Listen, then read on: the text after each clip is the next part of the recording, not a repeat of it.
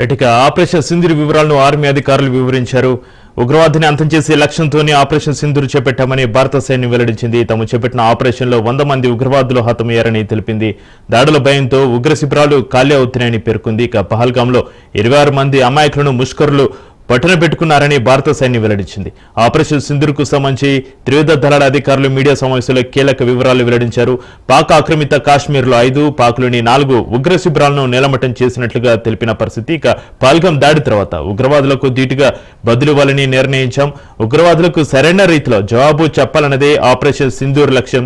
సరిహద్దుల అవతల ఉన్న ఉగ్ర శిబిరాలను ఖచ్చితమైన ఆధారాలతో గుర్తించాం. స్పష్టమైన ఆధారాలతో 9 ఉగ్రవాద శిబిరాలపై దాడులు నిర్వహించాం.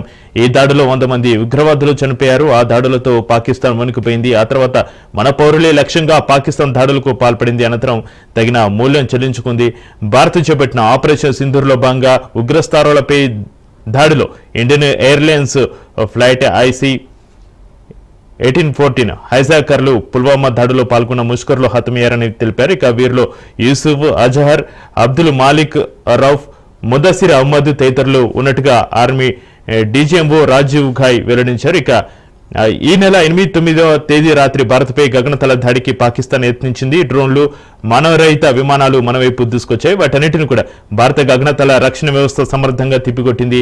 పౌరులపై దాడులను అడ్డుకున్న డ్రోన్ దాడులకు ప్రతిగా పాక్ రాడార్ స్టేషన్లు, సైనిక స్థావరాలపై బలమైన దాడులు నిర్వహించాం. గగనతల నుంచి భూతలంపై ఉన్న లక్ష్యాలను ఛేదించాం. లక్ష్యాల సాధనలో భారత వైపు ఎలాంటి నష్టం లేకుండా దాడులు చేశాం. భారత వైపు వచ్చిన ప్రతి డ్రోన్ కూడా నిర్వీర్యం చేశాం. లాహోర్, గుజ్రావాలా రాడార్ కేంద్రాలను ధ్వంసం చేశాం. డ్రోన్ల దాడుల సమయంలో పాకిస్తాన్ పౌర విమానాలను ఆకాశంలోకి అనుమతించింది. పరిస్థితి గమనిస్తూ ఖచ్చితమైన లక్ష్యాలతో పాక్ సైనిక స్థావరాలపై దాడులు చేశాం. మొత్తంగా 3 రోజుల పాటు కొనసాగిన దాడులో 35 నుంచి 40 మంది పాకిస్తాన్ సైనికులు చనిపోయినట్లుగా అంచనా వేస్తున్నామని DGMO స్థాయి అధికారులు అయితే పేర్కొన్న పరిస్థితి. ఇక ఈ వివరణ సంబంధించి మరింత సమాచారాన్ని మా ప్రతినిధి రాజు లైవ్ లో అందిస్తారు. రాజు, ఆపరేషన్ సింధూర్ పైన ఆర్మీ అధికారుల వివరణ సంబంధించి మీ దగ్గర ఉన్న అప్డేట్స్ ఏంటి రాజు? ఎస్ చక్రి, ఆపరేషన్ సింధూర్ ప్రారంభమైన తర్వాత తొలిసారి త్రివిధ దళాల అధిపతులు, త్రివిధ దళాల DGMOలు సంయుక్తంగా ప్రెస్ మీట్ నిర్వహించడం జరిగింది. ఆపరేషన్ సింధూర్ కు సంబంధించి పూర్తి వివరాలను కూడా ప్రపంచానికి వెల్లడించడం జరిగింది. ఏదైతే ఆపరేషన్ సింధూర్ ఎందుకు చేయవలసి వచ్చింది, ఆపరేషన్ సింధూర్ ప్రారంభమైన తర్వాత పరిణామాలు, ఇవన్నిటిని కూడా మీడియాకు కూలంకషంగా వివరించడం జరిగింది. ప్రధానంగా ఏప్రిల్ 22వ తేదీన పెహల్గాంలో 26 మంది అమాయకులను పాకిస్తాన్ ముష్కరులు బలి తీసుకున్న తర్వాత తప్పనిసరి పరిస్థితుల్లో భారతదేశము ఉగ్రవాద శిబిరాలను ఏవైతే ఉగ్రవాద శిబిరాలు పాకిస్తాన్లో కావచ్చు, ఇటు POKలో కావచ్చు ఉన్నటువంటి వాటిని ఖచ్చితత్వంతో గుర్తించి వాటిని నిర్వీర్యం చేశామని చెప్పేసి కూడా అధికారులు వెల్లడించడం జరిగింది.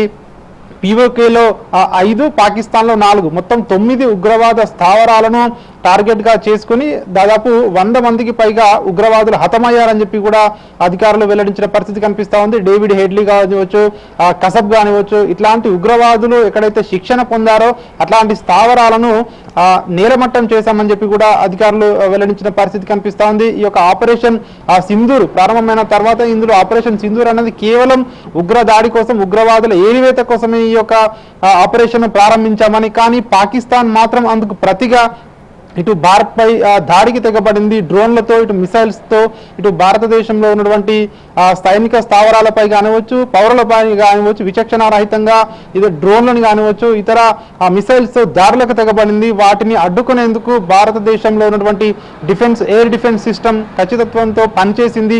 ఒక్క డ్రోన్ ను కూడా, ఒక్క మిసైల్ ను కూడా భారతదేశంలోనికి ఎంటర్ కానివ్వలేదు. వాటి గాల్లోనే పేల్చివేశామని చెప్పి కూడా అధికారులు వెల్లడించడం జరిగింది.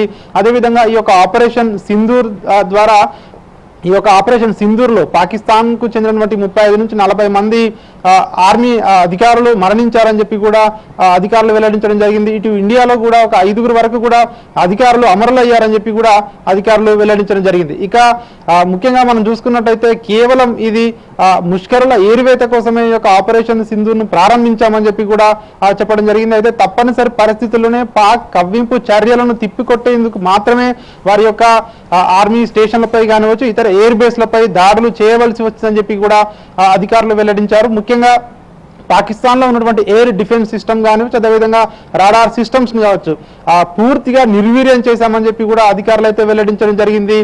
ఆపరేషన్ సింధూర్ ఏదైతే నడుస్తా ఉన్న భాగంలో నిన్న 3:15 పాకిస్తాన్ డీజీఎంఓ భారత్ డీజీఎంఓకి కాల్ చేశారని చెప్పి కూడా చెప్తా ఉన్నారు.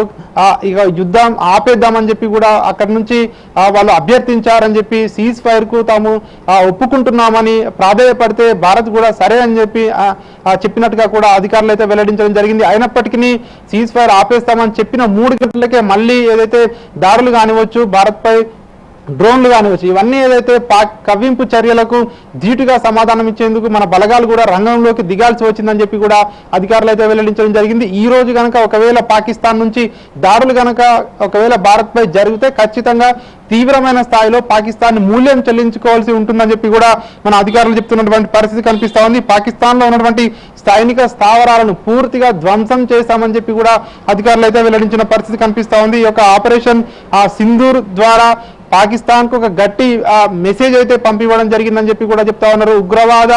ఉగ్రవాదాన్ని ఎట్టి పరిస్థితుల్లో భారతదేశం సహించదని చెప్పి కూడా ఈ యొక్క దీని ద్వారా ప్రపంచానికి కానివచ్చు, ముఖ్యంగా పాకిస్తాన్ కానివచ్చు ఒక గట్టి బుద్ధి చెప్పామని చెప్పి కూడా చెప్తా ఉన్నారు. అయితే పాకిస్తాన్ రేపు చర్చలు జరగబోతా ఉన్నాయి సీజ్ ఫైర్ కు సంబంధించి. సో రేపు పాకిస్తాన్ వర్షన్ ఏ విధంగా ఉండబోతుంది, ఈ రాత్రి కాల్పులు జరుపుతుందా లేదా ఏ విధంగా ఉండబోతుంది అనేది ఈ రోజు దానిపై డిపెండ్ అయి ఉంటుందని చెప్పి కూడా అధికారులు చెప్తా ఉన్న పరిస్థితి కనిపిస్తా ఉంది. మరొక వైపు ఉత్తర అరేబియా సముద్రంలో ఇప్పటికే పాకిస్తాన్ ను ఎదుర్కొనేందుకు మన నౌకాదళం కూడా సిద్ధంగా ఉంది. పాకిస్తాన్ ఎట్లాంటి కవ్వింపు చర్యలకు చేపట్టిన కూడా త్రివిధ దళాలు అన్ని కూడా సిద్ధంగా ఉన్నాయి. పాకిస్తాన్ ను నామరూపాలు లేకుండా చేయడానికి కూడా మన త్రివిధ దళాలు సిద్ధంగా ఉన్నాయని చెప్పి కూడా అధికారులు అయితే ఈ యొక్క ప్రెస్ మీట్ ద్వారా వెల్లడించిన పరిస్థితి కనిపిస్తా ఉంది. Chakri right, thank you Raju.